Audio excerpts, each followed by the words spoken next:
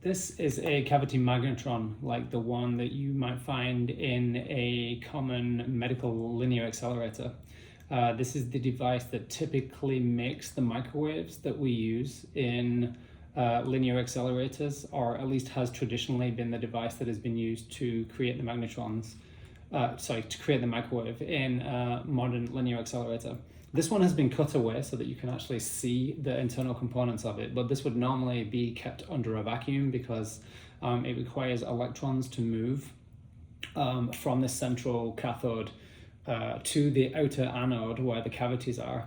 And in order for the electrons to move, they need to be kept under vacuum. But this one, as you can see, has had the top surface taken off.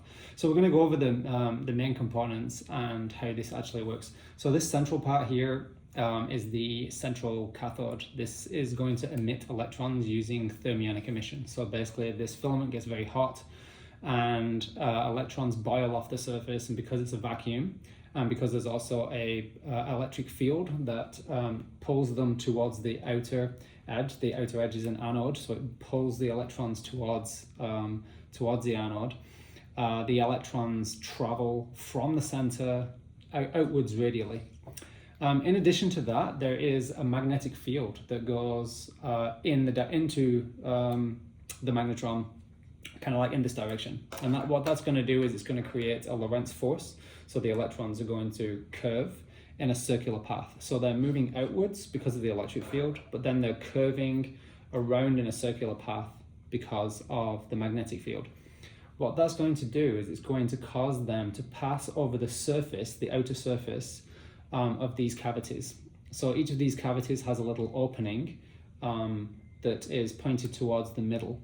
And the shape and size of the cavity is created with a specific size that they resonate at a specific frequency, and that is the frequency of the microwaves that this thing produces. So as the electrons circle over the cavities, we get a resonance effect. The best way to describe that would be if you take a bottle and take the top off, and that bottle is partially filled with water, and then you blow over the surface of the bottle, you'll get a pitch, as if the bottle acts like a musical instrument. And the pitch of that sound will be dependent on the amount of water in the bottle. And so you'll get a resonance effect caused by the cavity, which is the air pocket inside the bottle. And the size of that cavity is dependent on how much water is in the bottle. If the bottle is full versus empty, you will get a high pitch versus a low pitch. So we know that the size of cavities and having something blowing over the surface causes a resonance effect. And in this case, what's blowing over the surface of the cavities is electrons, and the resonant frequency that is emitted is in the frequency of microwaves. Now, these microwaves will then go on into the linear accelerator and be used to accelerate electrons down the waveguide.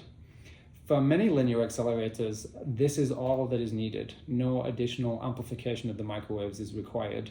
This is typically true for low energy machines, such as maybe a CyberKnife or a machine that only has a short waveguide and only needs to produce energies of around 6 MB or maybe less, such as in the tomotherapy machine, or Varian's new donut-shaped machine, which I can't remember the name of, but it's not important.